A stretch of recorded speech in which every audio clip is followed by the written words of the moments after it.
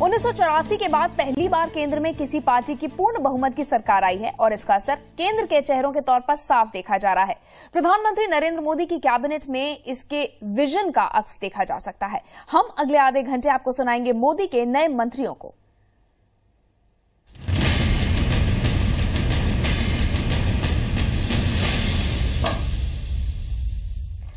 तो लंबे समय से बीजेपी के प्रवक्ता जावड़ेकर को मोदी सरकार में सूचना प्रसारण मंत्रालय के राज्य मंत्री स्वतंत्र प्रभार का जिम्मा मिला है।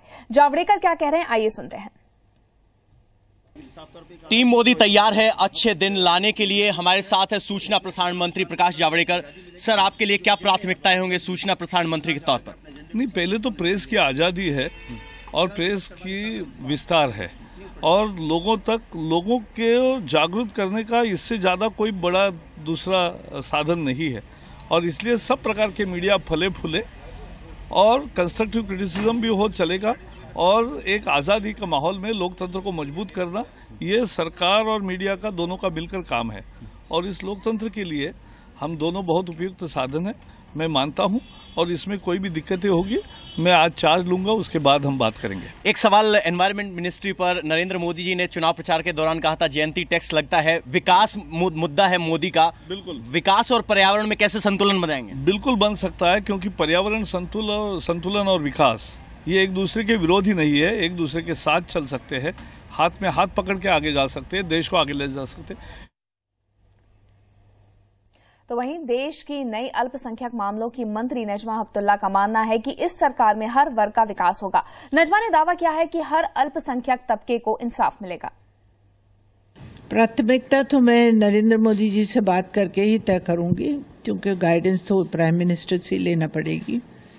नरेंद्र मोदी जी पे इल्जामात लगाने की कोशिश करी थी, मगर वो चिपकते नहीं हैं, क्योंकि पूरे कैंपेन के अंदर नरेंद्र मोदी जी ने कहीं भी किसी भी उनके आचरण से, उनके अल्फाज से, उनके राइटिंग से कहीं भी नहीं था कि जो उन्होंने डिवाइड की बात करी हो या अलगावपन की बात की हो।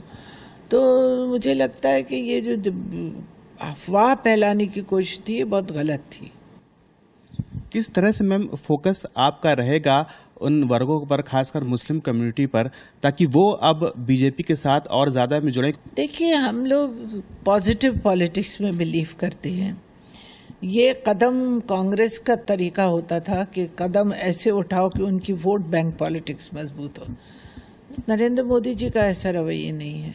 नरेंद्र मोदी जी डेवलपमेंट मानते हैं, चाहे वो वोट बैंक बने या ना बने। सवाल उनके विकास का है, सवाल उनके डेवलपमेंट का है।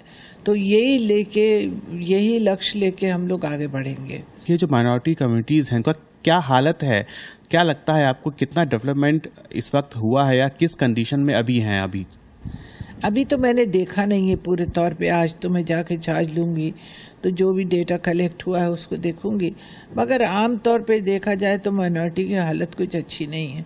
और माइनॉरिटी में अगर हम बात करते हैं तो खाली मुसलमानों की बात नहीं है, 6 और माइनॉरिटीज़ हैं जिनकी भी बात करना चाहिए। जैन है, पारसी हैं, सिख हैं, बुद्धिस्ट हैं, उनके बारे में भी हमें सोचना चाहिए। वेंकैया नायडू को शहरी विकास और संसदीय कार्य मंत्री की जिम्मेदारी सौंपी गई है।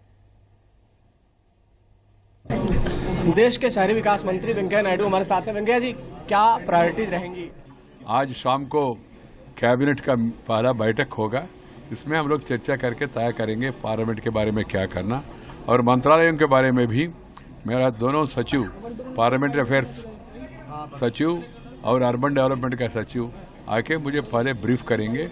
बाद में कल मैं जब जिम्मेदारी लूंगा वहाँ जाके थोड़ा शाखाओं के बारे में विस्तार से समझ के, हमारा मन में भी कुछ योजना है, विजन है, पार्टी का मैनिफेस्टो में भी कुछ स्पष्ट रूप में कह दिया है देश के लिए हम लोग क्या करने वाले, उसको अमल करने के लिए प्रयास करेंगे। तो वहीं मोदी सरकार में कृषि मंत्रालय का अहम जिम्मा राधा मोहन सिंह को मिला है। राधा मोहन से बात करी हमारे संवाददाता रवि त्रिपाठी ने। नरेंद्र मोदी की कैबिनेट में कैबिनेट मंत्री राधा मोहन सिंह, जो बिहार से ताल्लुक रखते हैं और चंपारण से सांसद है 5वीं बार, वो हमारे साथ मौजूद हैं। राधा मोहन जी, क्या प्रायोरिटीज रहेगा? नरेंद्र मोदी की सरकार में आपको बड़ा मौका मिला है। देखिए, आजादी के बाद से इस देश की दुर्दशा जो कांग्रेसियों ने की है, इस दृश्य को सब लोग देख रहे हैं और पहली बार देश को ऐसा नेतृत्व मिला है जिसने गरीबी को भोगा हुआ है। तो निश्चित रूप से इनको जब अवसर एक बार मिला गुजरात के अंदर 10 वर्षों तक, गुजरात को उन्होंने मजबूत बनाया, गांव को मजबूत बनाया, गरीब को मजबूत बनाया, संपन्न बनाया, और यही सपना नरेंद्र भाई मोदी ने भी और देश की जनता ने भी इनसे देखी है। और मुझे पूरा विश्वास है कि नरेंद्र भाई मोदी इस कसौटी पर खरा उतरेंगे, क्योंकि ये भोगे हुए हैं और कोई नया कुछ करना नहीं है, करके इन्होंने दिखाया भी है गुजरात के अंदर। देश के गृह राज्य मंत्री का जिम्मा 9-30 से आने वाले किरण रिजिजू को मिला है। उन्होंने जी न्यूज से बातचीत की और अपनी प्राथमिकताएं बताई। अरुणाचल प्रदेश से सांसद किरण रिजिजू को केंद्रीय गृह राज्य मंत्री बनाया गया है। उन्हीं से बात करते हैं। रिजिजू जी, आतंकवाद या नक्सलवाद बड़ा चैलेंज आपके लिए? ये देश के लिए सबसे बड़ा चैलेंज है और हमारा पूर्वोत्तर राज्यों के लिए तो बहुत सालों से ये समस्या रहा है।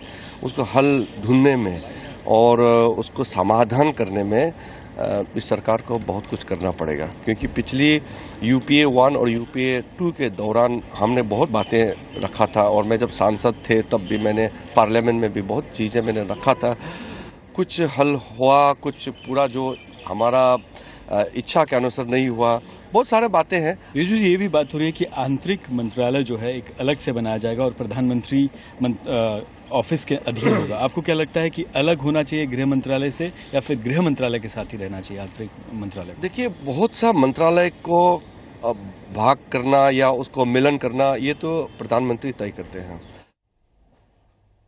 बात करते हैं अगले मंत्री की। पीएमओ के राज्य मंत्री जितेंद्र सिंह जम्मू कश्मीर से आते हैं। जितेंद्र सिंह को ये अहम जिम्मेदारी देकर मोदी ने अपने इरादे जता दिए हैं। डॉक्टर जितेंद्र सिंह ने कार्मिक मंत्रालय और प्रधानमंत्री कार्यालय में अपना पदभार संभाल लिया। जितेंद्र सिंह जी, बड़ा चैलेंज? यहाँ चुनौतीपूर्ण जिम्मेवारी है, परंतु हम एक संगठन से संबंधित हैं और हमारी ये शिक्षा प्रशिक्षण रही है कि संगठन का आदेश सर्वोपरि है। प्रधानमंत्री ने जिस भरोसे के साथ हमें ये जिम्मेवारी सौंपी है, हमारा ये प्रयास रहेगा कि पूरे परिश्रम और पूरी ईमानदारी के साथ उनकी कसौटी पर उतरने का प्रयास करें। नरेंद्र मोदी कहते रहे कि अच्छे दिन आएंगे। आपको लगता है अच्छे दिन आएंगे? और जो एम्प्लॉयज़ हैं, अगर डीओपीटी की बात की जाए तो उनके अच्छे दिन कैसे आएंगे, कब आएंगे? देखिए, आपने जैसे देखा होगा, प्रधानमंत्री ने कल ही शपथ ली है और पदभार संभालते ही जिस प्रकार की उनकी कार्यशैली है, उससे ये साफ स्पष्ट है कि एक नए किस्म के वर्क कल्चर का निर्माण होने जा रहा है,